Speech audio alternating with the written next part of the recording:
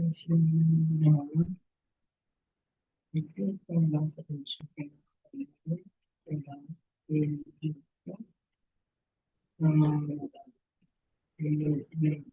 കൃഷ്ണ.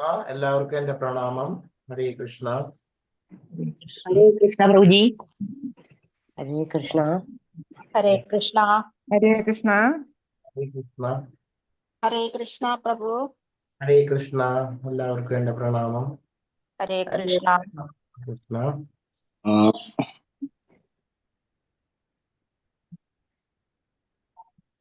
हरे कृष्णा। ഹരേ കൃഷ്ണ.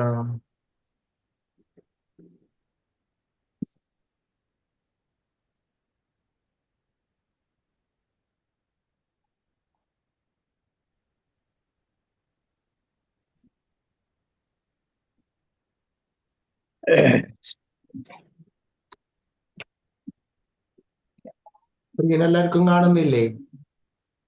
കാണുന്നുണ്ട്.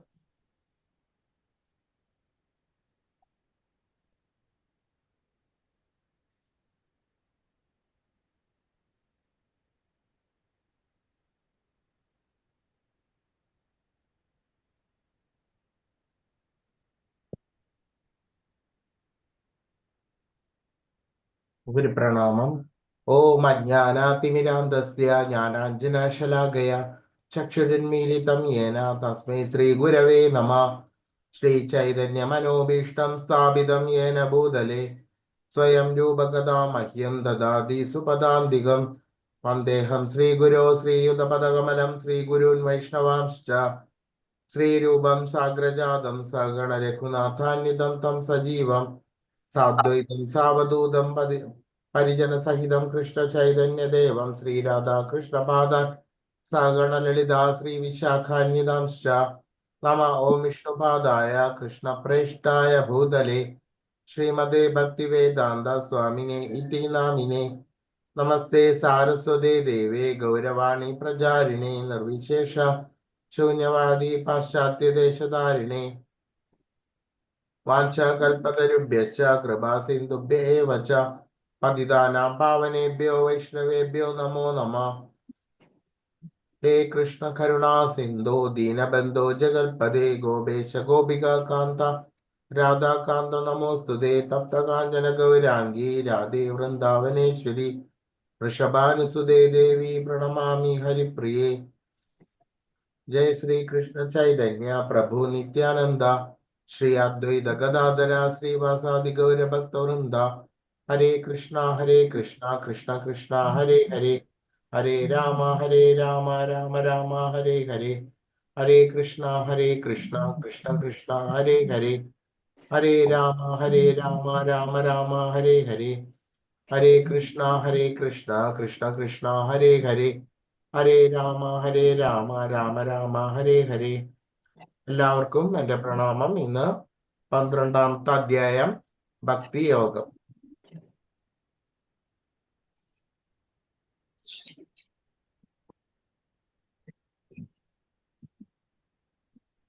അർജുന ഉവാച ഏവം സതതയുക്തായേ ഭക്താസ്ത്വാം പരിഭാസതേ യേ ചാപ്യക്ഷരമവ്യക്തം തേഷാം യോഗവിത്തമാ. അർജുനൻ ചോദിക്കുകയാണ്, എല്ലാ സമയവും അങ്ങയുടെ ഭക്തി സേവനത്തിൽ തന്നെ ഉചിതമായി ഏർപ്പെട്ടു പോരുന്നവരോ അതോ പ്രത്യക്ഷമല്ലാത്ത അവ്യക്ത ബ്രഹ്മത്തെ ഉപാസിക്കുന്നവരോ ആരാണ് കൂടുതൽ പരിപൂർണത ഉള്ളവർ? അപ്പോ ഭഗവാനോട് അർജുനന്റെ ഒരു സംശയമാണ്. എല്ലാ സമയത്തും ആ ഭഗവാന്റെ ആ നവവിധ ഭക്തികളും ഭഗവാന്റെ സ്മൃതിയും കീർത്തനങ്ങളുമായിട്ട് ഇരിക്കുന്നത് ആരാണോ അങ്ങനെയുള്ളവരോ അതല്ലാതെ അഷ്ടാംഗ യോഗത്തിൽ കൂടിയും മറ്റു പലതരത്തിലുള്ള യോഗവിദ്യയിൽ കൂടെയും ആ അവ്യക്ത ബ്രഹ്മത്തെ ഭഗവാന്റെ തന്നെയുള്ള ബ്രഹ്മ തത്വത്തെയോ ആരാണ് ഉപാസിക്കുന്നവരോ ഇതിൽ ആരാണ് ഏറ്റവും കൂടുതൽ പരിപൂർണത ഉള്ളത് ആരാണ് എന്ന് ഭഗവാനോട് ചോദിക്കുകയാണ്. അപ്പോൾ ഈ ബ്രഹ്മം എന്ന് പറയുന്നത് എന്താണ്? ഭഗവാന്റെ വിസ്തരണം തന്നെയാണ് ബ്രഹ്മം. ശ്രീ ഭഗവാനുവാച മയ്യാവേശ്യമനോ യേ മാം നിത്യയുക്ത ഉപാസതേ ശ്രദ്ധയാ പരയോപേത തേമേ യുക്തതമാ മത. പരമദിവ്യോത്തമ പുരുഷൻ പറയുകയാണ്, ഭഗവാൻ പറയാണ്, എന്റെ വ്യക്തിരൂപത്തിൽ തന്നെ മനസ്സുറപ്പിച്ച് അതീന്ദ്രിയമായിട്ടുള്ള ആ ദൃഢവിശ്വാസത്തോടെ എല്ലായ്പ്പോഴും എന്നെ ആരാധിക്കുന്നതിൽ മുഴുകിയിരിക്കുന്നവരാണ് ഏറ്റവും പരിപൂർണതയുള്ളവർ. അപ്പോൾ ഈ ബ്രഹ്മതത്വത്തിൽ മുഴുകിയിരിക്കുന്നവർ, നിരാകാര തത്വത്തിൽ മുഴുകിയിരിക്കുന്നവർ മനസ്സ് ഉറപ്പിക്കുന്നത് അഷ്ടാംഗ യോഗങ്ങൾ എല്ലാം പരിശീലിച്ചിട്ട് ആ വിദ്യ ഉപയോഗിച്ചിട്ടാണ് അവർ ആ നിരാകാര തത്വത്തിൽ മുഴുകിയിരിക്കുന്നത്. അത് വളരെയധികം പ്രയാസകരമാണ്. എങ്കിൽ പോലും ആ ഭഗവാന്റെ തന്നെ ആ സ്മരണയോടും കീർത്തനത്തോടും കൂടിയിട്ട് വളരെയധികം നവവിധ ഭക്തി യുദ്ധ സേവനങ്ങളിലെല്ലാം മുഴുകി ഇരിക്കുന്ന ആ ഭക്തന്റെ ആ നിസ്വാർത്ഥമായിട്ടുള്ള ഭക്തിയാണ്, ആ ഭക്തിയുത സേവനമാണ് ഏറ്റവും പരിപൂർണത ഉള്ളത് എന്ന് ഭഗവാൻ തന്നെ പറയുകയാണ്.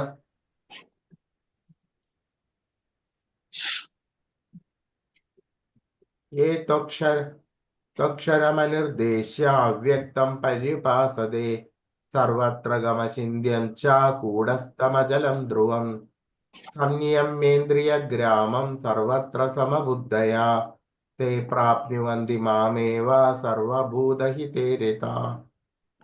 എന്നാൽ ഇന്ദ്രിയങ്ങളെല്ലാം നിയന്ത്രിച്ച് എല്ലാവരിലും സമഭാവനയോടെ സർവജീവികളുടെയും നന്മയിൽ തൽപരരായിക്കൊണ്ട് ഇന്ദ്രിയങ്ങൾക്ക് ഗോചരമല്ലാത്തതും അവ്യക്തവും സർവവ്യാപ്തവും അചിന്യവും സ്ഥിരവും മാറ്റമില്ലാത്തതും ഉറച്ചതും ആയതിനെ നിരപേക്ഷ തത്വത്തിന്റെ വ്യക്തിശൂന്യ സങ്കല്പത്തെ പൂർണ്ണമായും ഉപാസിക്കുന്നവരും ഒടുവിൽ എന്നെ തന്നെയാണ് പ്രാപിക്കുന്നത്. അപ്പോൾ ആ ശരിയായിട്ടുള്ള ആ ഭഗവാനിൽ തന്നെ ഉറപ്പിച്ച് മനസ്സുറപ്പിച്ചിട്ട് ആ സർവജീവജാലങ്ങളിലും സമഭാവനയോടെ അതേപോലെ തന്നെ അവരുടെ നന്മയിൽ മാത്രം മുഴുകി ജീവിക്കുന്നവർക്ക് ഇന്ദ്രിയങ്ങൾക്ക് ഗോചരമല്ലാത്തതും അവ്യക്തതും സർവവ്യാപ്തവുമായിട്ടുള്ള അചിന്യവും സ്ഥിരവും മാറ്റമില്ലാത്തതുമായിട്ടുള്ള ആ നിരപേക്ഷ തത്വത്തെ, ആ നിരാകാര തത്വത്തെ ഉപാസിക്കുന്നവരും എവിടെയാണ് എത്തുന്നത്? അവസാനം ഭഗവാനിൽ തന്നെയാണ് അവരും എത്തുന്നത്.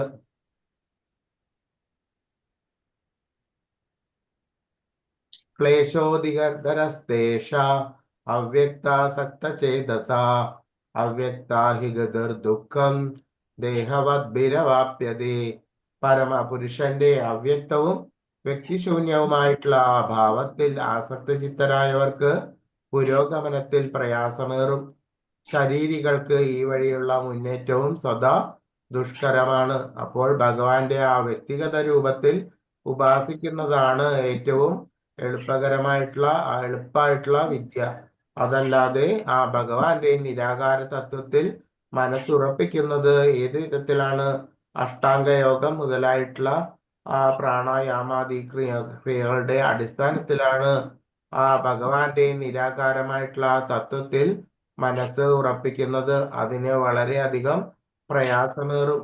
അതല്ലാതെ ആ ഭഗവാന്റെ ആ നാമങ്ങളും ആ ഭാഗവതവും ശ്രവണവും ഭഗവാന്റെ മഹിമകളും കീർത്തിച്ചും നവവിധ ഭക്തി പരിശീലിച്ചും ഭക്തിയുത സേവനം ചെയ്യുന്നത്, ആ ഭഗവാന്റെ ദർശനം, ആ കീർത്തനം, ആ പ്രദക്ഷിണം, ഇതെല്ലാം നമുക്ക് വളരെ എളുപ്പമായിട്ട് ചെയ്യാൻ വേണ്ടിയിട്ട് സാധിക്കും. അപ്പോൾ ഇതാണ് ഈ കലിയുഗത്തില് ഹരേ കൃഷ്ണ കൃഷ്ണ കൃഷ്ണ ഹരേ ഹരേ ഹരേ രാമ രാമ രാമ ഹരേ ഹരേ. ഇതാണ് കലിയുഗത്തില് നമുക്ക് ചെയ്യാൻ പറ്റുന്ന ഏറ്റവും എളുപ്പമായിട്ട് പ്രയാസകരമൊന്നുമില്ലാതെ ചെയ്യാൻ പറ്റുന്ന ഏറ്റവും പ്രധാനപ്പെട്ട വഴി.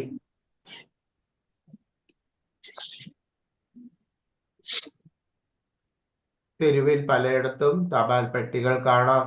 ഇവയിൽ നമ്മൾ കൊണ്ടുപോയിടുന്ന കത്തുകൾ സ്വാഭാവികമായി നിഷ്പ്രയാസം ഉദ്ദിഷ്ട സ്ഥാനങ്ങളിലെത്തുന്നു.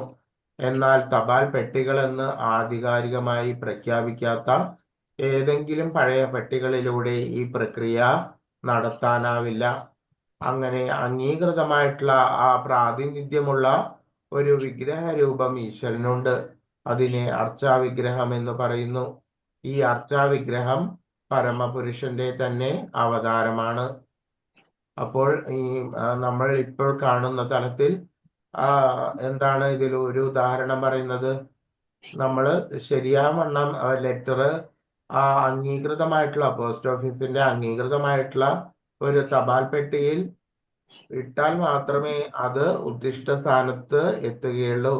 അതല്ലാതെ അംഗീകൃതമല്ലാത്ത ഒരു പെട്ടിയില് നമ്മൾ ലെറ്റർ പോസ്റ്റ് ചെയ്താല് എന്ത് സംഭവിക്കും?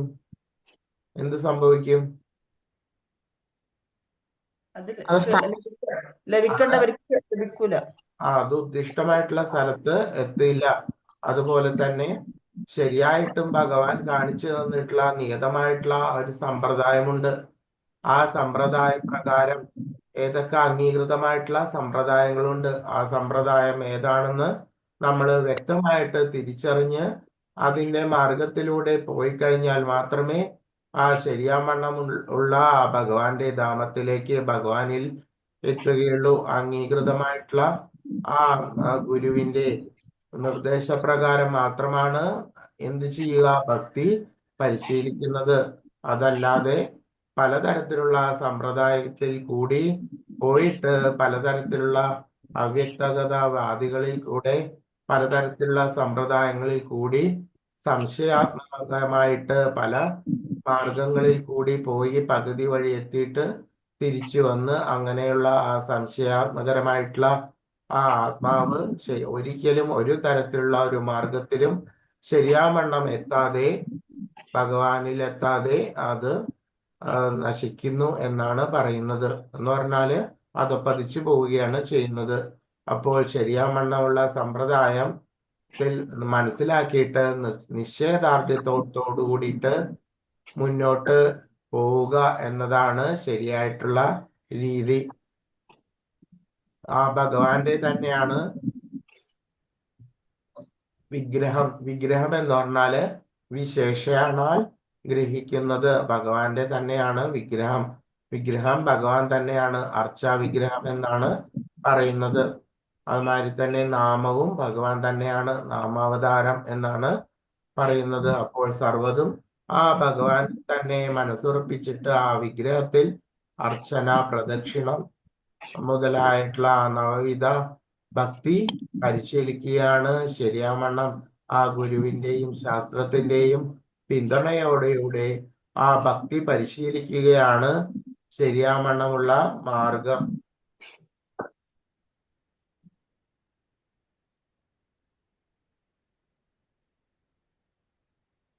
ഏതു സർവാണി കർമാണി മയി സന്യസ്യ മത്പരാ അനന്യേനൈവ യോഗേന മാം ധ്യായന്ത ഉപാസതേ തേഷാമഹം സമുദ്ധർത്ത മൃത്യു സംസാര സാഗരാത് ഭവാമി ന ചിരാത് പാർത്ഥ മയ്യാവേശിത ചേതസാം. ഹേ പാർത്ഥ, എന്നാൽ എന്നെ എല്ലായ്പ്പോഴും ധ്യാനിച്ചുകൊണ്ട് സർവകർമ്മങ്ങളെയും എനിക്കായി അർപ്പിച്ചുകൊണ്ട് എന്നിൽ മനസ്സ് അചഞ്ചലമായി ഊന്നിക്കൊണ്ട് ഭക്തിയുത സേവനത്തിൽ ഏർപ്പെട്ടു പോരുന്നവരെ ഞാൻ വേഗത്തിൽ ജനന മരണങ്ങളുടെ ഈ സമുദ്രത്തിൽ നിന്ന് കരകയറ്റും എന്ന് ഭഗവാൻ വാഗ്ദാനം ചെയ്യുകയാണ്. ആ ശരിയാവണ്ണം ആ സർവകർമ്മങ്ങളും ഭഗവാനിൽ അർപ്പിച്ചുകൊണ്ട് ആ മനസ്സ് അചഞ്ചലമായിട്ട് ഭഗവാനിൽ തന്നെ ഊന്നിക്കൊണ്ട് ആ ശരിയാവണ്ണം ഭക്തിയുത സേവനത്തിൽ ഏർപ്പെട്ടു പോരുന്നവരാരോ അവർ വേഗത്തിൽ ഈ ഭവസമുദ്രത്തിൽ ഈ സംസാര സാഗരത്തിൽ നിന്ന് ആ ഭഗവാൻ അവരെ കരകയറ്റും എന്നാണ് ഭഗവാൻ എല്ലാവർക്കും നൽകുന്ന വാഗ്ദാനം. അപ്പോൾ നിങ്ങൾ ഈ ചിത്രം കണ്ടോ? ചിത്രത്തിൽ എന്താണ് കാണുന്നത്? വെള്ളത്തിന്റെ അവിടുന്ന് കൈപിടിച്ച് കയറ്റുന്നു. അതെ. ശരി. പലതരത്തിലുള്ള ഈ സമുദ്രത്തിൽ ഈ സംസാര സാഗരത്തിൽ നമ്മൾക്ക് സുഖമെന്ന് തോന്നിക്കുന്ന പലതരത്തിലും പല അവസ്ഥകളുണ്ട്, ദുഃഖമെന്ന് തോന്നിക്കുന്ന പല അവസ്ഥകളുണ്ട്. എങ്കിലും തന്നെ ഈ സംസാര സാഗരം ദുഃഖം തന്നെയാണ്. ആത്യന്തികമായിട്ട് ദുഃഖം തന്നെയാണ് എന്നാണ് വരുന്നത്. അങ്ങനെയുള്ള ഈ സ്ഥിതിയിൽ നിന്ന് നമ്മൾക്ക് കരകയറണമെങ്കിൽ എന്താണ് ഒരു മാർഗമുള്ളത്? പറയൂ. ഭഗവാനെ ധ്യാനിക്കുക, ഭക്തി യോഗത്തിൽ. ശരിയാവണ്ണം ഭഗവാനെ തന്നെ വിശ്വസിച്ച് ഗുരുവിന്റെയും ശാസ്ത്രത്തിന്റെയും പിന്തുണയോടുകൂടി ഭക്തിയുത സേവനം മനസ്സിലാക്കിയിട്ട് അതനുസരിച്ച് പ്രവർത്തിച്ച് ഭഗവാനിൽ തന്നെ വിശ്വസിച്ച് അങ്ങനെ ഭക്തിയുത സേവനത്തിൽ മുഴുകി ഉള്ള ആരാണോ അവരാണ് ഈ ഭവസമുദ്രത്തിൽ നിന്ന് ഭഗവാൻ അങ്ങനെയുള്ളവരെയാണ് കരകയറ്റുന്നത്.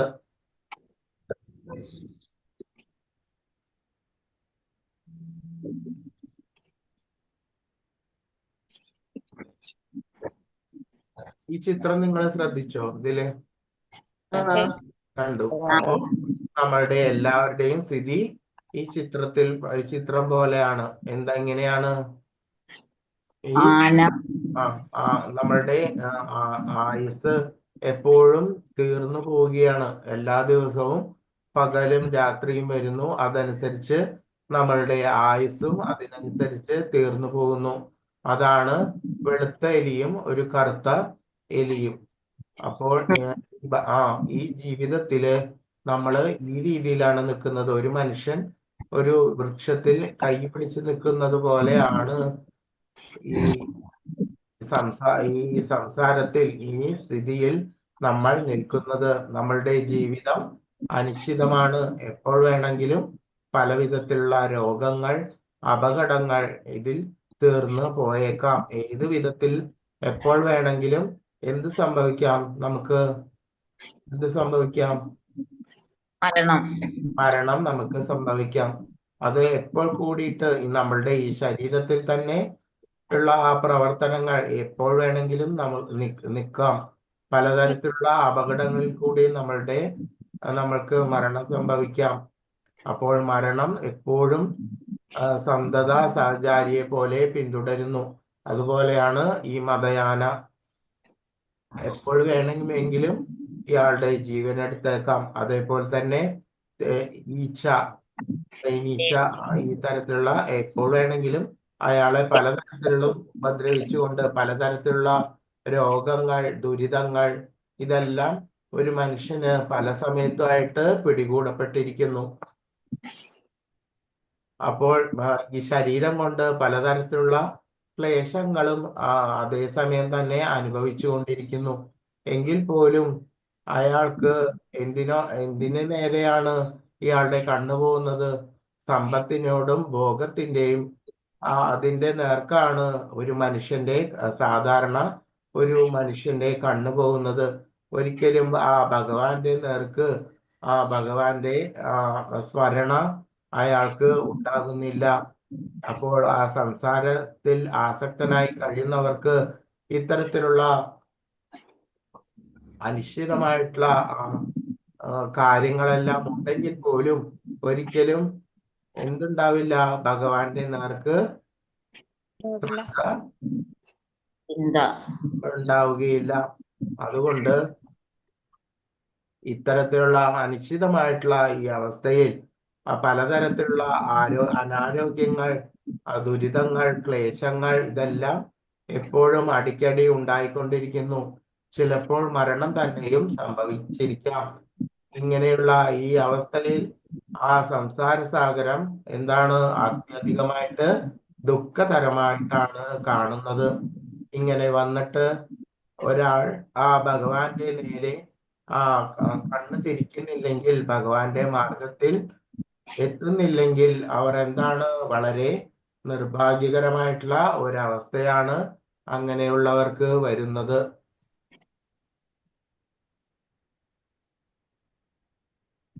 അല്ലേ? ഈ പറയുന്നത് യാഥാർത്ഥ്യമല്ലേ? അല്ലേ? എല്ലാവർക്കും അറിയാവുന്ന കാര്യമാണ്. ഇതെല്ലാം തന്നെ എങ്ങനെയാണ് നമ്മളുടെ അടിക്കടി ജീവിതത്തിൽ പലതരത്തിലുള്ള ക്ലേശങ്ങൾ സംഭവിച്ചുകൊണ്ടിരിക്കുന്നു. അനിശ്ചിതമായിട്ട് മരണം സംഭവിച്ചുകൊണ്ടിരിക്കുന്നു. രാവും പകലും വരുന്നു. അതനുസരിച്ച് നമ്മുടെ ആയുസ്സും അനുസരിച്ച് കുറഞ്ഞുകൊണ്ടേയിരിക്കുന്നു. ഇത് ഒരു യാഥാർത്ഥ്യമാണ്. ഈ യാഥാർത്ഥ്യം മനസ്സിലാക്കാതെ ആ ഭഗവാന്റെ നേരെ കണ്ണടയ്ക്കുന്ന ആൾ എന്താണ്? മൂഢനും നിർഭാഗ്യവാനുമാണ് എന്ന് സാരം. മയ്യേവ മന ആദത്സ്വ മയി ബുദ്ധി നിവേശിഷ്യസി മയ്യേവ അത ഊർധ്വം ന സംശയ. പരമദിവ്യോത്തമ പുരുഷനായ എന്നിൽ മനസ്സുറപ്പിച്ച് ബുദ്ധിയെ വ്യാപരിപ്പിക്കുക. അപ്രകാരം നീ എല്ലായ്പ്പോഴും എന്നിൽ തന്നെ വാഴും, സംശയം ഇല്ല.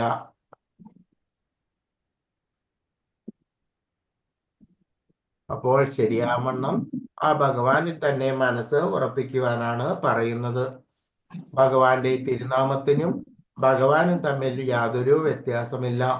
ഹരേ കൃഷ്ണ കൃഷ്ണ കൃഷ്ണ ഹരേ ഹരേ, ഹരേ രാമ രാമ രാമ ഹരേ ഹരേ. ഇത് സർവശക്തികളും ഭഗവാന്റെ സർവശക്തികളും ഈ നാമത്തിൽ തന്നെ ഉറപ്പിച്ചിരിക്കുന്നു. അതുകൊണ്ട് ഭഗവാന്റെ തിരുനാമത്തിനും ഭഗവാനും തമ്മില് യാതൊരു തരത്തിലുള്ള വ്യത്യാസവും ഇല്ല. ഈ മഹാമന്ത്രം ഉച്ചരിക്കുമ്പോൾ ഭഗവാൻ കൃഷ്ണനും അദ്ദേഹത്തിന്റെ അന്തരംഗ ശക്തിയും ഈ നാവിന്മേൽ നൃത്തമാടുകയാണ്. ഭക്തൻ കൃഷ്ണനായി നൈവേദ്യം അർപ്പിക്കുമ്പോൾ ഭഗവാൻ സ്വയം അത് ആസ്വദിക്കുന്നു. അധചിത്തം സമാധാതും ന ശക്നോഷി മയി സ്ഥിരം അഭ്യാസയോഗേന തതോ മാമിച്ഛാത്തും ധനഞ്ജയ. പ്രിയപ്പെട്ട അർജുന, ധനത്തെ ജയിച്ചവനെ, എനിക്ക് മനസ്സുറപ്പിച്ച് നിർത്താൻ നിനക്ക് ഭഗവാനിൽ തന്നെ മനസ്സ് ഉറപ്പിച്ച് നിർത്തുവാൻ കഴിയുന്നില്ലെങ്കിൽ ആ ഭക്തിയോഗത്തിന്റെ നിബന്ധനകൾ അനുഷ്ഠിച്ചുകൊണ്ട് ഭഗവാനെ പ്രാപിക്കുവാനുള്ള ആഗ്രഹങ്ങൾ വളർത്തുക. അപ്പോൾ ശരിയാവണ്ണം ഭഗവാനിൽ മനസ്സുറപ്പിക്കുവാൻ വേണ്ടിയിട്ടാണ് ആ നവവിധ ഭക്തിയോഗങ്ങളെല്ലാം പരിശീലിക്കുന്നത്.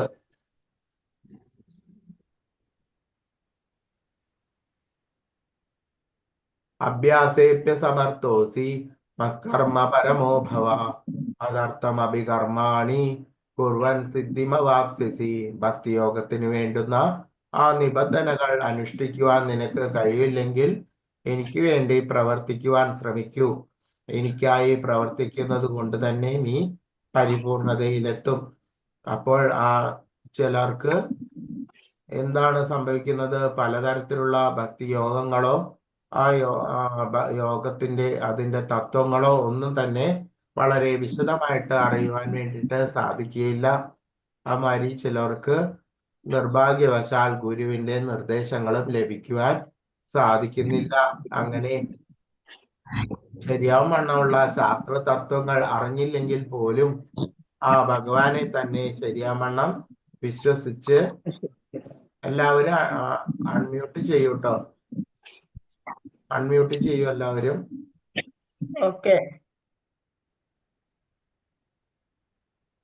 ശരിയാവണ്ണം ആ ഭഗവാനെ തന്നെ വിശ്വസിച്ച് ആശ്രയിച്ചു കഴിഞ്ഞാൽ തന്നെ ആ ഭഗവാനിൽ തന്നെ ശരിയാവണ്ണം അവരുടെ പരിപൂർണമായിട്ടുള്ള അവസ്ഥയിലേക്കാണ് അവർ എത്തുന്നത്. ആ ഭഗവാൻ പറയൂ. ഒന്നുമില്ല പ്രവീൺജി, ഇവിടെ ഒന്നുമില്ല. മ്യൂട്ട് ചെയ്യാൻ പറഞ്ഞല്ലോ. എല്ലാവരും ആ ഭഗവാന് വേണ്ടിയിട്ട് എങ്ങനെയാണ് നിങ്ങൾക്ക് പ്രവർത്തിക്കുവാൻ വേണ്ടിയിട്ട് സാധിക്കുക? എങ്ങനെ സാധിക്കും? ഏത് രീതിയിലാണ് നിങ്ങൾക്ക് ഭഗവാന് വേണ്ടിയിട്ട് പ്രവർത്തിക്കുവാൻ വേണ്ടിയിട്ട് സാധിക്കുക? പറയൂ. ഹരേ കൃഷ്ണ മന്ത്രത്താൽ. ഹരേ കൃഷ്ണ മഹാമന്ത്രത്താൽ നിങ്ങൾക്ക് ഭഗവാന്റെ സ്മരണയും കീർത്തനവും ലഭിക്കും. പിന്നെ എങ്ങനെയാണ് അടുത്തത്? എങ്ങനെയാ പറയൂ. പ്രവർത്തനത്തിൽ ഏർപ്പെടുക. ശരിയാവണ്ണമുള്ള ഭക്തിയുത സേവനത്തിൽ ഏർപ്പെടുക. വൈഷ്ണവരെ സേവിക്കുക. ഭഗവാന്റെ ഭക്തരെയും സേവിക്കുന്നത് ഭഗവാന് വളരെയധികം പ്രിയപ്പെട്ടതാണ്. അപ്പോൾ ആ രീതിയിലും നമുക്ക് ഭഗവാന്റെ ഭക്തരെ സേവിച്ചുകൊണ്ടും ആ ഭക്തിയുത സേവനം ചെയ്യുവാൻ വേണ്ടിയിട്ട് സാധിക്കും. എന്ത് ചെയ്യണം?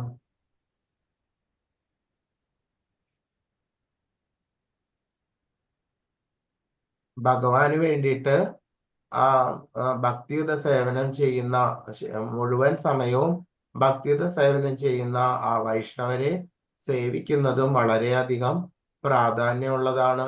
അപ്പോൾ ആ ഭക്തിയുത സേവനത്തിന് വേണ്ടിയിട്ട് ഭക്തിയുത സേവനത്തിന്റെ ശരിയാവണ്ണമുള്ള ആ നവവിധ ഭക്തിക്ക് വേണ്ടിയിട്ടുള്ള ദർശനം, പ്രദക്ഷിണം, അർച്ചനം, വന്ദനം ഇതെല്ലാം ചെയ്യുന്നത് ഏതിലൂടെയാണ്? നമ്മൾ പറയൂ.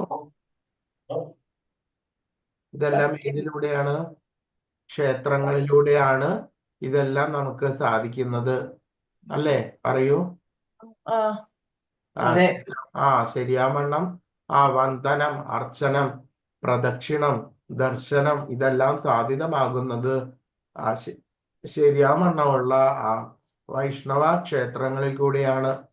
അപ്പോൾ നമ്മളുടെ പഞ്ച ഇന്ദ്രിയങ്ങളും ഭഗവാന്റെ ഭക്തിയുത സേവനത്തിലേക്ക് എത്തുന്നത് ഇത്തരത്തിലുള്ള ക്ഷേത്രങ്ങളിൽ കൂടിയാണ്. അപ്പോൾ ഇത്തരത്തിലുള്ള ക്ഷേത്രങ്ങൾ നിർമ്മിക്കുന്നത് എന്തായിരിക്കും? വളരെ ഉത്തമമായിരിക്കില്ലേ? പറയൂ.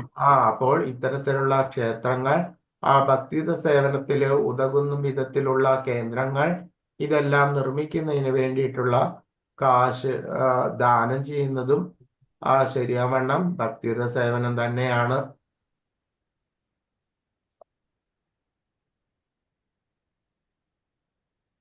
സമ്പന്നനായിട്ടുള്ള ഒരാൾക്ക് കൃഷ്ണാബോധം പ്രചരിപ്പിക്കുവാൻ വേണ്ടിയിട്ട് ഒരു ഓഫീസോ ക്ഷേത്രമോ ഉണ്ടാക്കുന്നതിന് സഹായിക്കാം. ഇതല്ലെങ്കിൽ പുസ്തകങ്ങൾ, വൈഷ്ണവ തത്വങ്ങൾ പ്രചരിപ്പിക്കുന്നതിന് ഉതകും വിധമുള്ള പുസ്തകങ്ങൾ പ്രസിദ്ധീകരിക്കുന്നതിന് സഹായിക്കാം. ഇങ്ങനെ പ്രവർത്തിക്കുവാനുള്ള മേഖലകൾ പലതുണ്ട്. ഇത്തരം പ്രവർത്തികൾ താല്പര്യം വളർത്തിയെടുക്കേണ്ടതാണ്. അപ്പോൾ ഉത്തമരായിട്ടുള്ള വൈഷ്ണവർ, ഗുരുക്കന്മാർ ഏത് തരത്തിലുള്ള പ്രവർത്തനങ്ങളിലാണ് ഏർപ്പെടുക എന്ന് നമ്മൾ മനസ്സിലാക്കിയിരിക്കണം. അവർ ഏത് തരത്തിലുള്ള പ്രവർത്തനങ്ങളാണ് ഏർപ്പെടുന്നത്? പറയൂ. അറിയുന്നവര് പറയൂ.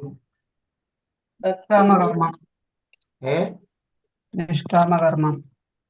നിഷ്കാമകർമ്മത്തില് ഏത് തരത്തിലുള്ള വൈഷ്ണവ തത്വങ്ങൾ ആളുകളിൽ എത്തുന്നതിന് വേണ്ടിയിട്ട് അവർ 24 മണിക്കൂറും അവരുടെ ജീവിതം ഒഴിഞ്ഞു വെച്ചിരിക്കുകയാണ്. അപ്പൊ അങ്ങനെയുള്ള വൈഷ്ണവരെ സേവിക്കുന്നതും വളരെ പ്രധാനമാണ്. അപ്പോൾ അവരെ ഏതിലാണ് മുഴുകിയിരിക്കുന്നത്? വൈഷ്ണവ തത്വങ്ങൾ പ്രചരിപ്പിക്കുവാൻ വേണ്ടിയിട്ട് ഭഗവത്ഗീത, ഭാഗവതം ഇതെല്ലാം ട്രാൻസ്ലേഷൻ ചെയ്യുകയും അത് പല ഭാഷകളിലേക്ക് വിവർത്തനം ചെയ്യുകയും അത് ജനങ്ങളിലേക്ക് എത്തിക്കുകയും ചെയ്യുന്നു. അപ്പോൾ നിങ്ങൾക്ക് എന്ത് ചെയ്യാൻ പറ്റും? അതില് നിങ്ങൾക്ക് ഭഗവത്ഗീത, ഭാഗവതം ഇങ്ങനെയുള്ള ബുക്കുകൾ വാങ്ങുകയും മറ്റുള്ളവർക്ക് ഡൊണേറ്റ് ചെയ്യുകയും നിങ്ങൾക്ക് ചെയ്യാൻ വേണ്ടിയിട്ട് സാധിക്കും. അതുപോലെ തന്നെ ഭഗവാന്റെ ക്ഷേത്രങ്ങൾ നിർമ്മിക്കുന്നതിന് വേണ്ടിയിട്ട് നിങ്ങൾക്ക് നിങ്ങളുടെ സമ്പത്ത് വിനിയോഗിക്കാൻ വേണ്ടിയിട്ട് സാധിക്കും.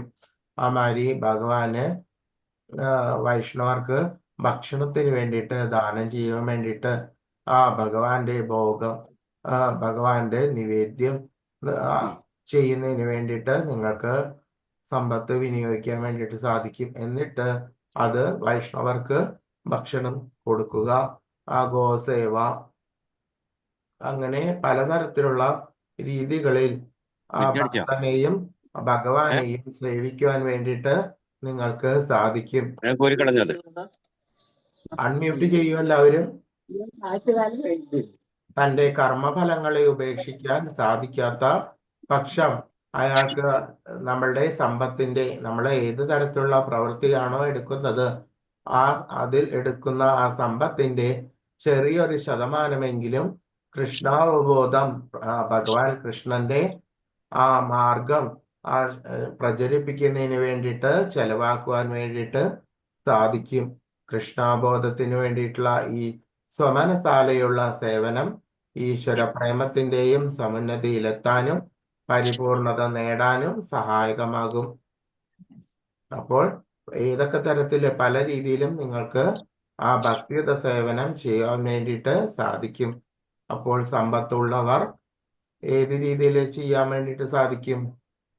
ക്ഷേത്രമോ ഉണ്ടാക്കാൻ സഹായിക്കാം. പറയൂ. ക്ഷേത്രമോ ഉണ്ടാക്കാൻ സഹായിക്കാം. ആ പുസ്തകങ്ങൾ ആ ശുദ്ധീകരിക്കാൻ സഹായിക്കാം. ശരി, പറയൂ. അയാൾ പറയാ എന്നോട്. പിന്നെ ഒമാനത്തെ ആള് പറയണേ, ഒമാനിന്ന് വിളിച്ചു തന്നെ. ഹലോ, ആവശ്യമില്ലാത്ത വർത്തമാനങ്ങൾ പറയാതിരിക്കുക. അൺമ്യൂട്ട് ചെയ്യുക കേട്ടോ.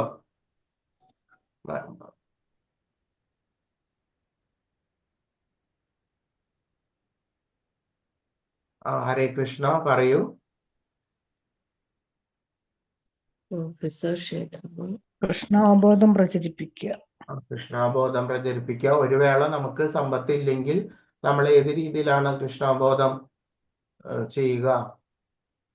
ഭക്തന്മാരെ സഹായിക്കുക.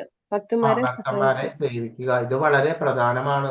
അതുകൊണ്ടാണ് പറയുന്നത് നിങ്ങളുടെ പ്രവർത്തന മേഖല എങ്ങനെ മെച്ചപ്പെടുത്താം എന്നുള്ള രീതിയിലാണ് വരുന്നത്. അതുകൊണ്ടാണ് ചോദിക്കുന്നത്.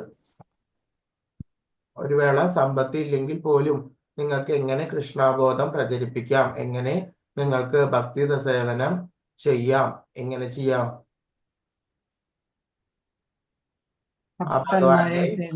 ഭക്തന്മാരെ സേവിക്കുക, ഭഗവാനെ സ്മരിക്കുക, ഭഗവാനെ പ്രദക്ഷിണം ചെയ്യുക, ഭഗവാനെ ദർശനം ചെയ്യുക. ആ പഞ്ചേന്ദ്രിയങ്ങളും ഭഗവാനെ ആരാധനയിൽ ഉപയോഗപ്പെടുത്തുക.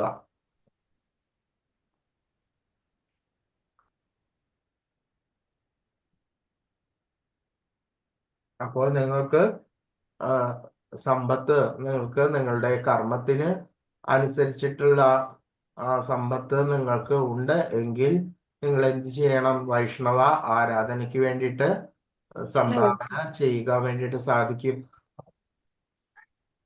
ഭഗവാനെ നൈവേദ്യം ഒരുക്കുന്നതിനും ഭഗവാന് പുഷ്പാലങ്കാരം, അതുമാതിരി ഭഗവാന് വസ്ത്രാലങ്കാരം, അതുമാതിരി ധൂപദീപ സേവയ്ക്ക് വേണ്ടിയിട്ട്,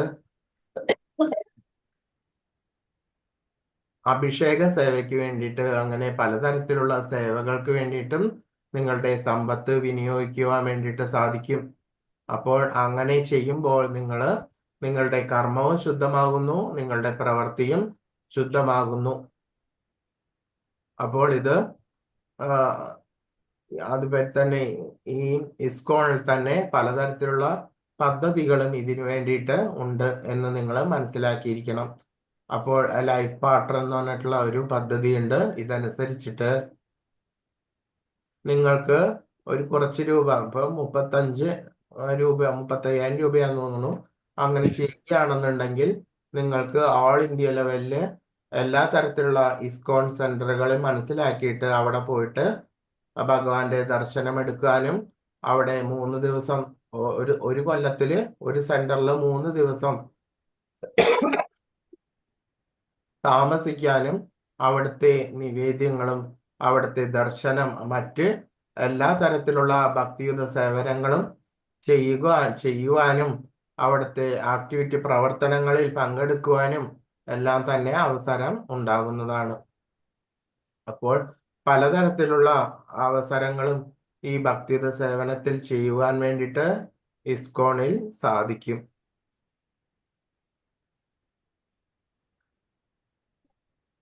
അതേതാപ്യശക്തോസി കർത്തും അദ്യോഗമാശ്രിത സർവകർമ്മഫലത്യാഗം തദക്കുരു യഥാ ഭവാൻ. എന്നെ കുറിച്ചുള്ള ഈ ബോധത്തോടുകൂടി പ്രവർത്തിക്കുവാൻ നിനക്ക് കഴിയുന്നില്ലെങ്കിൽ സർവകർമ്മഫലങ്ങളെയും ത്യജിച്ച് ആത്മസ്ഥിതനാകാൻ ശ്രമിക്കുക. അപ്പോൾ പലതരത്തില് സമ്പത്തുള്ളവരുണ്ട്, ഇല്ലാത്തവരുണ്ട്, കൃഷ്ണാബോധമുള്ളവരുണ്ട്, ഇല്ലാത്തവരുണ്ട്. എങ്കിൽ പോലും എന്താണ് സർവകർമ്മങ്ങളും അതിന്റെ ഫലങ്ങളെല്ലാം ത്യജിച്ചിട്ട് ഭഗവാനിൽ തന്നെ കേന്ദ്രീകരിച്ച്, മനസ്സ് ഭഗവാനിൽ തന്നെ കേന്ദ്രീകരിച്ച് ജീവിതം മുന്നോട്ട് കൊണ്ടുപോകാൻ വേണ്ടിയിട്ട് ശ്രമിക്കണം. ശ്രേയോ ഹി ജ്ഞാനമഭ്യാസ ജ്ഞാനാധ്യാനം വിശിഷ്യതേ ധ്യാനാത് ത്യാഗാത് ശാന്തിരനന്തരം. നിനക്കിത് പരിശീലിക്കാൻ സാധ്യമല്ലെങ്കിൽ ജ്ഞാനാർജനത്തിന് ശ്രമിക്കുക. ജ്ഞാനത്തെക്കാൾ ശ്രേഷ്ഠം ധ്യാനമാണ്. ആ ധ്യാനത്തെക്കാൾ വിശിഷ്ടമത്രേ കർമ്മഫലങ്ങളെ ത്യജിക്കൽ. എന്തെന്നാൽ ത്യാഗത്താൽ മനഃശാന്തി ലഭിക്കും. അപ്പോൾ ഭഗവാൻ പലതരത്തിലുള്ള രീതികൾ ഓരോ മനുഷ്യനും പലതരത്തിലുള്ള വാസനയ്ക്ക് അനുസൃതമായിട്ടായിരിക്കും പ്രവർത്തിക്കുക. അപ്പോൾ ഒരു മനുഷ്യന് നല്ല ലളിതമായിട്ട് ചെയ്യാൻ പറ്റുന്നത് മറ്റൊരു ആൾക്ക് കഠിനതരമായിരിക്കും.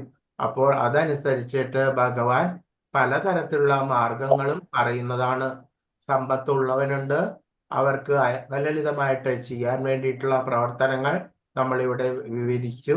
സമ്പത്ത് ഇല്ലാത്തവർക്ക് ചെയ്യാൻ വേണ്ടിയിട്ടുള്ള പ്രവർത്തനങ്ങൾ ഏത് വിധമാണെന്ന് നമ്മൾ കണ്ടു. അതിനുശേഷം ശരിയാവണ്ണം ഉള്ള ഭക്തിയുത സേവനങ്ങളിൽ മുഴുകാൻ സാധിക്കുന്നവരുണ്ട്.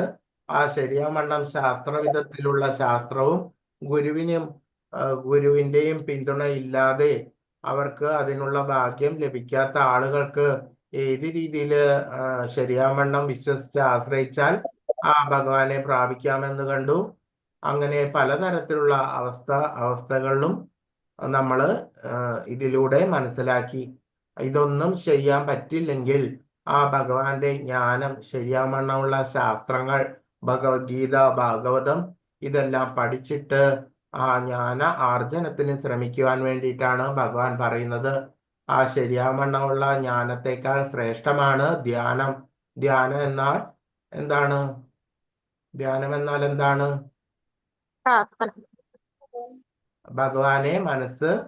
ഭഗവാനിൽ തന്നെ മനസ്സ് ഉറപ്പിക്കുന്നതാണ് ധ്യാനം. നിരന്തരമായിട്ടുള്ള ജപം ധ്യാനത്തിലേക്ക് എത്തുന്നു. ശരിയാവണ്ണം നിരർഗളമായിട്ടുള്ള ആ സ്മരണം, ഭഗവത് സ്മരണയാണ് ധ്യാനത്തിലേക്ക് എത്തുന്നത്. ആ ധ്യാനത്തെക്കാൾ വിശിഷ്ടമത്രേ കർമ്മഫലങ്ങളെ ത്യജിക്കൽ. ഒരാൾ ഭൗതികമായിട്ടും മാനസികമായിട്ടും ഉള്ള ആ കർമ്മഫലങ്ങളെ ത്യജിച്ച് ആ ശരിയാവണ്ണം ഭക്തിയുത സേവനത്തിൽ എത്തുക.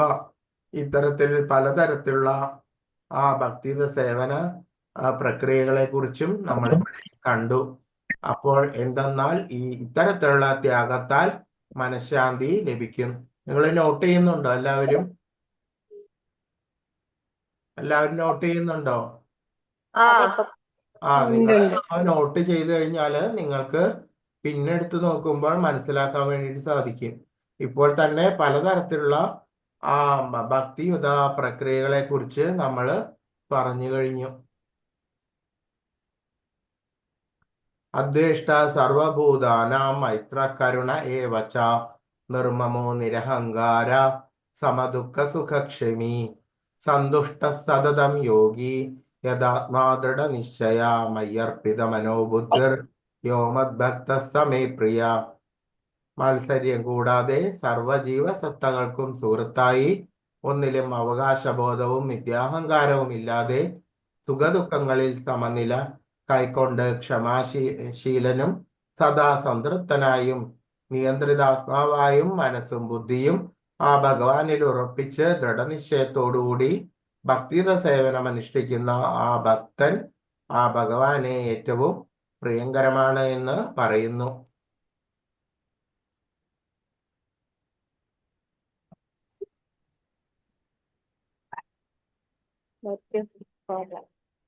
ഒരു മിനിറ്റ്.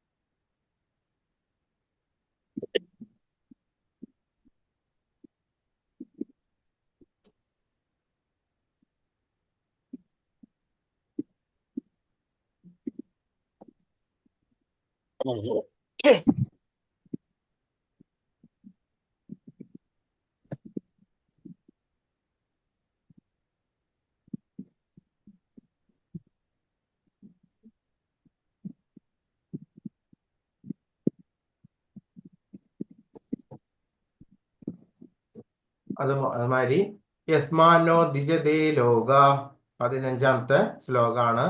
ലോകാനോ ദിജതേ ക്ഷയാ ഹർഷാമർഷാഭയോദ്യോഗ മുക്തോ യസ്സ മേ പ്രിയ.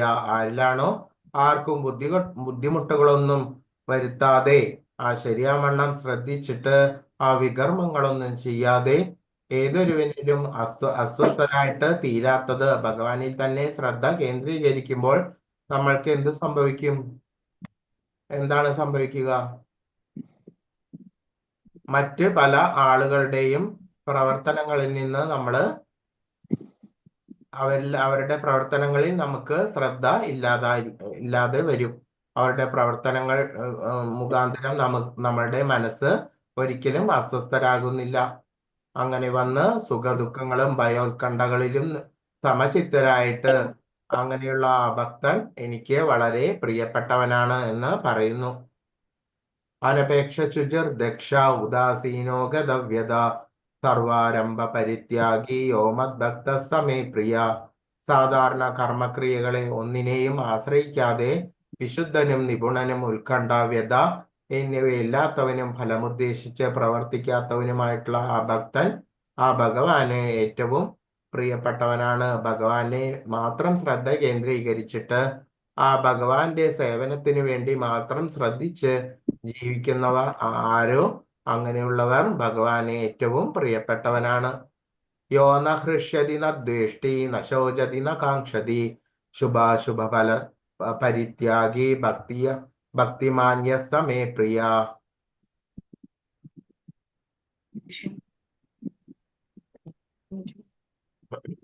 സന്തോഷിക്കുകയോ ദ്വേഷിക്കുകയോ ദുഃഖിക്കുകയോ ആഗ്രഹിക്കുകയോ ചെയ്യാത്തവനും ശുഭങ്ങളെയും അശുഭങ്ങളെയും ത്യജിച്ചവനുമായിട്ടുള്ള ഭക്തൻ എനിക്ക് അത്യധികം പ്രിയപ്പെട്ടവനാണ് എന്ന് പറയുന്നു. അപ്പോൾ ഇതെല്ലാം എങ്ങനെയാണ് സംഭവിക്കുന്നത്? ഇപ്പൊ നോട്ട് ചെയ്തില്ലേ? സാധാരണ കർമ്മങ്ങളിൽ ഒന്നിനെയും ആശ്രയിക്കാത്തവനും വിശുദ്ധനും നിപുണനും ഉത്കണ്ഠാവ്യത എന്നിവയില്ലാത്തവനും ഫലമുദ്ദേശിച്ച് പ്രവർത്തിക്കാത്തവനും എന്നെല്ലാം നമ്മൾ കണ്ടു. അതുമാതിരി തന്നെ ആർക്കും ബുദ്ധിമുട്ടുകളൊന്നും വരുത്താത്തവനും സുഖദുഃഖങ്ങളിലും ഭയോത്കണ്ഠകളിലും സമചിത്തനായിരിക്കുന്നവരും. അപ്പോൾ ഇത്തരത്തിലുള്ള ഗുണങ്ങൾ ഉണ്ടെങ്കിൽ മാത്രമേ ശരിയാവണ്ണമുള്ള ലളിതമായിട്ട് ഭക്തി പരിശീലിക്കുവാൻ വേണ്ടിയിട്ട് സാധിക്കുള്ളൂ. അതെങ്ങനെ സാധിക്കും പറയൂ? ഭക്തിയിലൂടെ സാധിക്കണം. ഇത്തരത്തിലുള്ള ഗുണങ്ങൾ നമ്മൾക്ക് എങ്ങനെയാണ് വരുന്നത്? ഭക്തി പരിശീലിക്കാൻ ഇത്തരത്തിലുള്ള ഗുണങ്ങളെല്ലാം നമുക്ക് അത്യാവശ്യമാണ്. ഈ ഗുണങ്ങൾ നമ്മൾക്ക് എങ്ങനെ വരുന്നു പറയൂ? ഇന്ദ്രിയങ്ങളെ കൺട്രോൾ ചെയ്ത്. എങ്ങനെ ഇന്ദ്രിയങ്ങളെ കൺട്രോൾ ചെയ്യാൻ പറ്റുന്നു? ശരിയാവണ്ണം ഭഗവാന് നാമജപത്തിൽ. അതെ ശരിയാവണ്ണം ശാസ്ത്രങ്ങളും ഗുരുവിന്റെ നിർദ്ദേശങ്ങളും പിന്തുടർന്ന് ശരിയാവണ്ണം തിരുനാമോച്ചാരണം ശരിയാവണ്ണം നടത്തുകയാണെങ്കിൽ, ഭഗവാനെ ശ്രദ്ധിച്ച് നടത്തുകയാണെങ്കിൽ ശരിയാവണ്ണം ഭഗവാനിലുള്ള ഗുണങ്ങൾ നിശ്ചയമായും നമ്മളിലേക്ക് വരികയും അത്തരത്തിൽ നമ്മൾക്ക് ഭക്തിയുത സേവനം പരിശീലിക്കുവാൻ വേണ്ടിയിട്ടുള്ള സഹായകരമായിട്ടുള്ള ഗുണങ്ങളെല്ലാം തന്നെ നമ്മളിൽ വന്ന് നിറയുകയാണ് ചെയ്യുക. മനസ്സിലായോ? നോട്ട് ചെയ്തെടുത്തോളൂ. അപ്പോൾ ഇങ്ങനെയാണ് ലളിതമായിട്ട് ഭക്തിയുത സേവനം ചെയ്യുവാൻ വേണ്ടിയിട്ട് സാധിക്കുക. അപ്പോൾ ഭക്തിയുത സേവനത്തിലെ ഏറ്റവും ലളിതമായിട്ടുള്ള കാൽവെപ്പ് എന്താണ്? നാമജപം. തിരുനാമജപാണ് ഭക്തിയുത സേവനത്തിലെ ഏറ്റവും ലളിതമായിട്ടുള്ള ഒരു കാൽവെപ്പ്. അങ്ങനെ വരുമ്പോൾ തിരുനാമജപം ചെയ്യുമ്പോൾ എന്തൊക്കെയാണ് സംഭവിക്കുക? സന്തോഷിക്കുകയോ ദേഷിക്കുകയോ ദുഃഖിക്കുകയോ ആഗ്രഹിക്കുകയോ ചെയ്യാത്തതിന് അല്ല, ഈ തിരുനാമജപം ചെയ്യുമ്പോൾ എന്താണ് അവിടെ നടക്കുന്നത്? ഭക്തി കൂടുന്നു. അല്ല, അത് നടക്കുന്നത് എങ്ങനെയാന്ന് വെച്ച് കഴിഞ്ഞാല് നിങ്ങള് ഉറക്കെയാണ് ജപിക്കുക. നിങ്ങൾക്ക് കേൾക്കാന്നുള്ള രീതിയിൽ ജപിക്കുവാൻ വേണ്ടിയിട്ട് സാധിക്കും. അങ്ങനെ വരുമ്പോൾ നമ്മൾ വായ കൊണ്ട് നമ്മൾ തിരുനാമം ജപിക്കുമ്പോൾ എന്താണ് കീർത്തനായിട്ട് മാറുന്നു. പിന്നെ ശ്രവണം നമുക്ക് കേൾക്കാൻ വേണ്ടി സാധിക്കില്ലേ തിരുനാമം?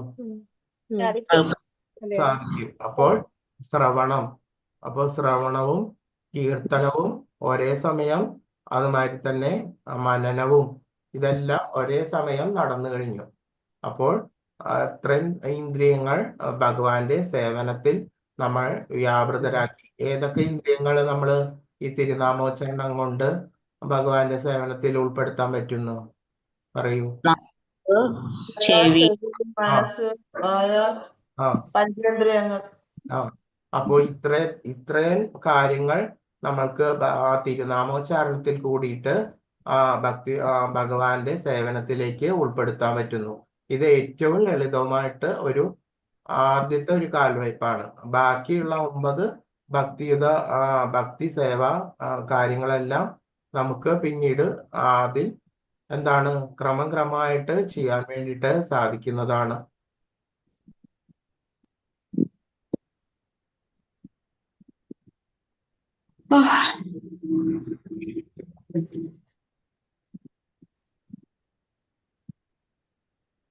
സമശത്രൗ ച മിത്രേ ച തദാ മാനാപമാനയോ ശീതോഷ്ണ സുഖ ദുഃഖേഷു സമസംഗ വിവർജിത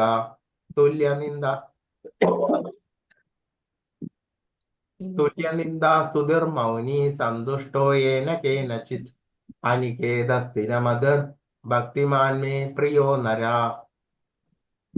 ശത്രുക്കളിലും മിത്രങ്ങളിലും സമഭാവനയോടെ മാനാപമാനങ്ങൾ, ശീതോഷ്ണങ്ങൾ, സുഖദുഃഖങ്ങൾ, ആദരവ്, അനാദരവ്, യശസ്, ദുഷ്കീർത്തി എന്നീ ദ്വന്ദ്ങ്ങളെ ഒരേ വിധം കൈക്കൊണ്ട് അസത്സംഗത്തിൽ നിന്ന് എല്ലായ്പ്പോഴും മുക്തനും മൗനിയും ജ്ഞാനത്തിൽ ഉറപ്പിച്ചവനും സദാ സംതൃപ്തനുമായിട്ടുള്ള ആ ഗാർഹിക ബോധം ഉപേക്ഷിച്ച് ഭക്തിയുത സേവനത്തിൽ ഏർപ്പെട്ടിരിക്കുന്ന ഭക്തൻ എനിക്ക് എത്രയും പ്രിയപ്പെട്ടവനാണ്. അപ്പോൾ ഇതിൽ കണ്ടില്ലേ, ശത്രുക്കളെയും മിത്രങ്ങളും സമഭാവന. ഇതെങ്ങനെ സംഭവ്യമാക്കും? ശത്രുമിത്രങ്ങളിൽ സമഭാവന എങ്ങനെ സംഭവ്യമാക്കും പറയൂ. നാമജപത്താല് നാമജപത്താല് ഇത് കൺട്രോൾ ചെയ്ത് ചെയ്യാൻ പറ്റും. നാമജപത്താല് പിന്നെ ഫുൾ സമയം, നമ്മളുടെ മുഴുവൻ സമയവും മനസ്സ് ഭഗവാന്റെ ആ ഭക്തിയുത സേവനത്തിൽ എന്തൊക്കെയാണ് സ്മരണം, കീർത്തനം, പ്രദക്ഷിണം, ദർശനം, പൂർണ്ണമായിട്ടും ഭഗവാന്റെ പാദാരവിന്ദത്തിൽ മുഴുവൻ സമർപ്പണം, ഇതെല്ലാം ചെയ്തിട്ട് ദാസ്യം, ഇങ്ങനെ ഭഗവാനുമായിട്ടുള്ള റിലേഷൻഷിപ്പ്, ബന്ധം സ്ഥാപിക്കൽ, ഇത്തരത്തിലുള്ള പ്രവർത്തനങ്ങളിലെല്ലാം കൂടിയിട്ട് മുഴുവൻ സമയവും ആ മനസ്സിനെ ഭഗവാന്റെ ഭക്തിയുത സേവനത്തിലേക്ക് അർപ്പിച്ചു കഴിഞ്ഞാല് എന്ത് സംഭവിക്കും? നമുക്ക് മറ്റ് ഭൗതികമായിട്ടുള്ള പ്രതികരണങ്ങളൊന്നും തന്നെ നമ്മളെ ബാധിക്കുന്നില്ല. ആണോ? പറയൂ. അപ്പോൾ നമ്മൾക്ക് 24 മണിക്കൂർ നമ്മളുടെ ഫുൾ സമയവും ആ മനസ്സിനെ ഭഗവാന്റെ സേവനത്തിലേക്ക് വ്യാപരിപ്പിച്ചു കഴിഞ്ഞാല് നമ്മൾക്ക് മറ്റ് ഭൗതിക പ്രതികരണങ്ങളൊന്നും തന്നെ നമ്മളെ ബാധിക്കുന്നില്ല. നിങ്ങളത് പ്രാക്ടീസ് ചെയ്ത് നോക്കൂ. അപ്പോൾ നിങ്ങൾക്ക് അത് മനസ്സിലായി തുടങ്ങും. അപ്പോൾ ശത്രുക്കളും മിത്രങ്ങളും സമഭാവനയോടെ, അപ്പോൾ മറ്റ് ഭൗതിക പ്രതികരണങ്ങളിൽ ഒന്നും തന്നെ നിങ്ങൾ ഏർപ്പെടുന്നില്ലെങ്കിൽ നിങ്ങൾക്ക് അതിനെക്കുറിച്ചിട്ടുള്ള വ്യതകളൊന്നും തന്നെ നിങ്ങളുടെ മനസ്സിനെ വരുത്തുന്നില്ല. അതേപോലെ തന്നെ അപമാനങ്ങൾ, മറ്റ് ഭൗതികമായിട്ടുള്ള മറ്റ് നിങ്ങളെ ഒരാള് സ്തുതിച്ചാലോ നിന്ദിച്ചാലോ നിങ്ങൾക്ക് അതിനെക്കുറിച്ച് പ്രത്യേകിച്ച് ഒരു പ്രതികരണവും ഉണ്ടാകുന്നില്ല. അതേപോലെ തന്നെ ശീത ഉഷ്ണങ്ങൾ, വേനൽക്കാലത്തും അതുമാതിരി പലതരത്തിലുള്ള അവസ്ഥകളിലും മാറി മാറി വരുമ്പോൾ നിങ്ങളുടെ ശരീരം അതിനനുസരിച്ചിട്ട് പലതരത്തിലുള്ള വിഷമ ഘട്ടങ്ങളിലൂടെ കടന്നു പോകുമ്പോഴും നിങ്ങൾക്ക് ശരിയാവണ്ണം ആ ഭക്തി ഉറച്ച ഒരാൾക്ക് ഇതൊന്നും തന്നെ ബാധ ഉണ്ടാവില്ല. ബാധിക്കില്ല. അത് തന്നെ അത്രയധികം നിങ്ങളെ ബാധിക്കുന്നില്ല. അതുമാതിരി സുഖ ദുഃഖങ്ങൾ, ആദരവ്, അനാദരവ്, യശസ്, ദുഷ്കീർത്തി, ഇതെല്ലാം തന്നെ എന്താണ്? ഭൗതികമായിട്ടുള്ള പ്രതികരണങ്ങളാണ്. ഒരു വേള നിങ്ങൾക്ക് സുഖമുണ്ടാകുകയും ചിലപ്പോൾ ദുഃഖമുണ്ടാകുകയോ വന്നെന്നിരിക്കാം. എങ്കിൽ പോലും നിങ്ങൾക്ക് ഏതാണ് സുഖമോ ദുഃഖമോ? അതാണോ നിങ്ങൾക്ക് പ്രധാനം? ഏതാണ് നിങ്ങളുടെ പ്രധാനമായിട്ട് മനസ്സിനെ എന്തിനെയാണ് കേന്ദ്രീകരിച്ചിരിക്കുന്നത്? ഇങ്ങനെയുള്ള ഭഗവാനിൽ കേന്ദ്രീകരിച്ചിരിക്കുമ്പോൾ, ഭഗവാന്റെ സേവനത്തിൽ കേന്ദ്രീകരിച്ചിരിക്കുമ്പോൾ നിങ്ങൾക്ക് ഇത്തരത്തിലുള്ള ആ ഭൗതികമായിട്ടുള്ള പ്രതികരണങ്ങളിൽ നിന്നെല്ലാം തന്നെ മുക്തമാക്കുവാൻ സാധിക്കും. അപ്പോൾ ഇത് പെട്ടെന്ന് തന്നെ ചെയ്യാൻ വേണ്ടിയിട്ടല്ല പറയുന്നത്. നിങ്ങൾ ക്രമേണ ഇത് മനസ്സിലാക്കിയാൽ മാത്രമേ ശരിയാവണ്ണം ക്രമേണ മുഴുവൻ സമയവും ഭഗവത് സേവനത്തിലേക്ക് മനസ്സിനെ കൊണ്ടുവരാൻ വേണ്ടിയിട്ട് സാധിക്കുകയുള്ളൂ. അപ്പോൾ ഘട്ടമായിട്ട് നിങ്ങൾക്ക് അത് സാധിക്കും. നിങ്ങൾക്ക് ഇപ്പോൾ എത്ര മാല ലഭിക്കുന്നുണ്ട് നിങ്ങളെല്ലാവരും? 16 മാല ലഭിക്കുന്നുണ്ട്. ഓക്കെ, നല്ലത്. അപ്പോൾ നിങ്ങൾ 16 മാല ജപിക്കുന്നവരുണ്ട്. പിന്നെ എത്ര മാല ജപിക്കുന്നുണ്ട്? എല്ലാവരും ജപിക്കുന്നുണ്ടോ 16 മാല? ഒരു മാല ജപിക്കുന്നുണ്ട്. 8 മാല. 8 മാലയുണ്ട്, 4 മാല. അപ്പൊ അങ്ങനെ ഘട്ടമായിട്ട് നിങ്ങൾ ഭക്തിയുടെ സേവനത്തിലേക്ക് എത്തി എന്നാണ് ഇതിൽ കൂടെ മനസ്സിലാക്കുന്നത്. അപ്പോൾ ഇങ്ങനെ ജപിച്ചു കഴിഞ്ഞിട്ട് പിന്നെ നിങ്ങൾ എന്ത് ചെയ്യും? ഏകാദശി വ്രതങ്ങളെല്ലാം എടുക്കുന്നുണ്ടാകും. അതിനോടനുബന്ധിച്ച് സസ്യാഹാരിയായിട്ട് മാറിയിട്ടുണ്ടാകും. അഹിംസ. പറയൂ. ഭഗവത് സേവ ചെയ്യുന്നുണ്ട്. ഭഗവത് സേവ ചെയ്യുന്നുണ്ട്. അപ്പോൾ ഇത്രയും ആളുകൾ, ഇത്രയും ഈ ഭക്തന്മാരെല്ലാം ഉണ്ടെങ്കിൽ പോലും അവർക്ക് പലതരത്തിലും പല ഘട്ടങ്ങളിലായിരിക്കും ഓരോരുത്തരും എത്തിച്ചേർന്നിട്ടുണ്ടാവുക. അപ്പോൾ കൂടുതൽ ഭക്തിയിലേക്ക് ഉയരുവാൻ വേണ്ടിയിട്ട് എല്ലാവരും ഇതിനനുസരിച്ച് ശ്രമിക്കുക. ഇങ്ങനെ ശ്രമിക്കുന്ന ആ സമയത്താണ് എന്തുണ്ടാവുക? കൂടുതലായിട്ട് അടുക്കുവാനും ശരിയായിട്ടുള്ള സൽഗുണങ്ങളെല്ലാം, ശരിയാവണ്ണം ഭക്തി പരിശീലിക്കുവാൻ വേണ്ടിയിട്ടുള്ള ഗുണങ്ങളെല്ലാം നമ്മളിൽ വന്ന് നിറയുന്നത്. മനസ്സിലായിട്ടുണ്ടോ? നോട്ട് ചെയ്തോ? അപ്പോൾ നമ്മള് പ്രത്യേകിച്ച് ഈ ഗുണങ്ങൾ വളർത്തിയെടുക്കേണ്ടതൊന്നും ഇല്ല. മറിച്ച് എന്ത് ചെയ്യണം?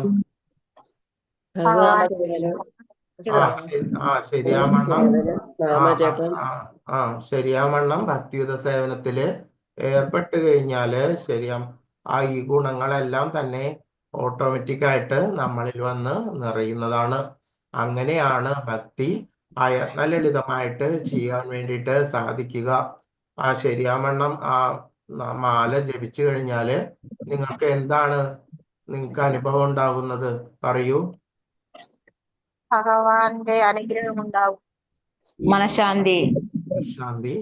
അങ്ങനെ പലവർക്കും പല അനുഭവങ്ങളാണ്. എങ്കിൽ പോലും മെയിനായിട്ട് എന്താണ്? പലതരത്തിലുള്ള ആസക്തിയിൽ നിന്ന് മോചനം നിങ്ങൾക്ക് എല്ലാവർക്കും ഉണ്ടാകുന്നുണ്ടോ? പറയൂ. ഉണ്ട്. അതാണ് മെയിനായിട്ട് നിങ്ങൾക്ക് ആദ്യമായിട്ട് സംഭവിക്കുക.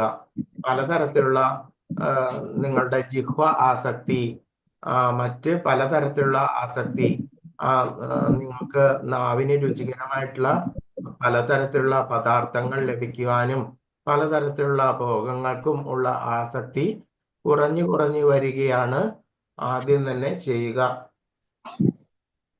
അപ്പോൾ ഇങ്ങനെ ചെയ്യുമ്പോൾ നമ്മൾ എന്ത് മനസ്സിലാക്കാം? പറയൂ. നമ്മളെ കൂടെ തന്നെ ഉണ്ട്. അങ്ങനെ ചെയ്യുമ്പോഴാണ് ശരിയാവണ്ണമുള്ള ഭക്തിയുത സേവനത്തില് നമ്മള് മുന്നോട്ട് പോയിക്കൊണ്ടിരിക്കുന്നു എന്ന് മനസ്സിലാക്കാം. ഹേതുധർമ്മ്യാമൃതമിദം യഥോക്തം പര്യുപാസതേ ശ്രദ്ധദാനാ മത്പരമാ ഭക്താസ്തേ ദീവമേ പ്രിയ. നാശരഹിതമായ ഈ ഭക്തിയുത സേവന മാർഗം പിന്തുടർന്ന് എന്നെ പരമലക്ഷ്യമാക്കിക്കൊണ്ട് വിശ്വാസത്തോടുകൂടി പൂർണ്ണമായും എന്നിൽ മുഴുകുന്നവർ എനിക്ക് ഏറ്റവും പ്രിയപ്പെട്ടവരാണ്. അപ്പോൾ നിങ്ങൾക്ക് മനസ്സിലായോ എങ്ങനെയാണ് പരിപൂർണമായിട്ടും ഭഗവാനിൽ മുഴുകുക എന്നത്? പറയൂ. സേവനം. ഭക്തിയുത സേവനം. ശരിയാവണ്ണം നിങ്ങളെല്ലാവരും നോട്ട് ചെയ്യണം. ഇത് വളരെ പ്രധാനപ്പെട്ട ഒരു അധ്യായമാണ്. അപ്പോൾ നിങ്ങൾക്ക് പലതരത്തിലുള്ള രീതികളും ക്രിയകളും എല്ലാം തന്നെ ഭഗവാൻ ഇതിൽ വ്യക്തമാക്കി തന്നിരിക്കുന്നു. എന്താണ് അക്ഷരാഭ്യാസമുള്ളവനും വിവരമുള്ളവനും പണ്ഡിതനും പാമരനും അതുമാതിരി എന്താണ് ധനമുള്ളവനും ഇല്ലാത്തവനും ജ്ഞാനമുള്ളവനും ഇല്ലാത്തവനും അങ്ങനെ പലതരത്തിലുള്ള ആളുകൾ നമ്മളുടെ ഇടയിലുണ്ട്. ഇവർക്കെല്ലാവർക്കും ശരിയാവണ്ണം ഭക്തി ഏത് രീതിയിലാണ് ചെയ്യാൻ വേണ്ടിയിട്ട് സാധിക്കുക എന്നുള്ളത് ഭഗവാൻ ഈ അധ്യായത്തിലൂടെ വ്യക്തമാക്കി തന്നിരിക്കുന്നു. അപ്പോൾ നിങ്ങൾക്ക് ഏതാണ് ഉചിതമായിട്ട് തോന്നുക എന്ന് മനസ്സിലാക്കി നിങ്ങൾ അത് ഏത് ഗണത്തിൽ പെടുന്നു എന്ന് മനസ്സിലാക്കി അതനുസരിച്ച് ശരിയാവണ്ണം ആ ഭക്തിയുത സേവനത്തിലേക്ക് വരണം.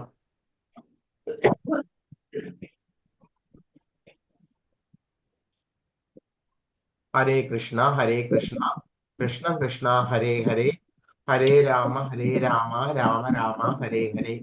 ഇങ്ങനെ നമ്മൾ ഈ ജീവിതത്തിൽ 24 മണിക്കൂറും ഒരു ദിവസമുണ്ട്. അപ്പോൾ അത് നിങ്ങളാണ് അതിൽ എത്ര നേരം ആ ഭക്തിയുത സേവനത്തിലും ആ ഭഗവാന്റെ സ്മരണത്തിലും ആ ഭഗവാന്റെ നാമോച്ചാരണത്തിലും നിങ്ങൾക്ക് എത്ര അവേഴ്സ് വിനിയോഗിക്കാൻ വേണ്ടിയിട്ട് സാധിക്കുന്നു എന്ന് ആരാണ് തീരുമാനിക്കേണ്ടത്? പറയൂ. അവനവൻ തന്നെ. അവനവൻ തന്നെയാണ് തീരുമാനിക്കേണ്ടത്. അപ്പോൾ നിങ്ങൾക്ക് ആദ്യഘട്ടത്തിൽ തന്നെ നിങ്ങൾക്ക് ചിലപ്പോൾ മുഴുവൻ സമയവും ഭക്തിയുത സേവനത്തിൽ മുഴുകാൻ സാധിച്ചെന്ന് വരില്ല. അതിന് കുഴപ്പമൊന്നുമില്ല. പെട്ടെന്ന് തന്നെ ഒരിക്കലും ചിലപ്പോൾ സാധ്യമാകില്ല. നിങ്ങൾ വളരെ പതുക്കെ ശ്രദ്ധയോടുകൂടിയിട്ട് നിശ്ചയദാർഢ്യത്തോടു കൂടിയിട്ടും എന്ത് ചെയ്യണം? ഒരു മാല ജപിച്ചു തുടങ്ങണം. ഭക്തിയുത സേവനം ചെയ്യാൻ വേണ്ടിയിട്ട് നിങ്ങൾക്ക് ശ്രമിക്കണം. വൈഷ്ണവ സേവ ചെയ്യാൻ വേണ്ടിയിട്ട് ശ്രമിക്കണം. അങ്ങനെ ചെയ്ത് പടിപടിയായിട്ട് എന്ത് ചെയ്യണം? ഭക്തിയുത സേവനത്തിലേക്ക് എത്തണം. ഹരേ കൃഷ്ണ. ഹരേ കൃഷ്ണ. ഹരേ കൃഷ്ണ പ്രഭു. ഹരേ കൃഷ്ണ. അങ്ങനെ ഈ 12ാമത്തെ അധ്യായം പൂർത്തിയായിരിക്കുന്നു. അടുത്ത ഹരേ ദിവസം 13ാമത്തെ അധ്യായം. അപ്പോൾ ഈ ടോപ്പിക്കിൽ എന്തെങ്കിലും അറിയാത്തതുണ്ടെങ്കിൽ, നിങ്ങൾക്ക് മനസ്സിലാവാത്തത് എന്തെങ്കിലും ഉണ്ടെങ്കിൽ ചോദിക്കൂ, പറയാം. ഹരേ കൃഷ്ണ. ഹരേ കൃഷ്ണ. പറയൂ. സംശയമൊന്നുമില്ല. ഓക്കെ. വാഞ്ചാകൽപതരുഭ്യശ്ച കൃപാ സിന്ധുഭ്യേവ ച പതിതാന പാവനേഭ്യോ വൈഷ്ണവേഭ്യോ നമോ നമഃ. അനന്തകോടി വൈഷ്ണവേഭ്യോ നമോ. ശ്രീല പ്രഭുപാദ് കി ജയ്. ഹരേ കൃഷ്ണ.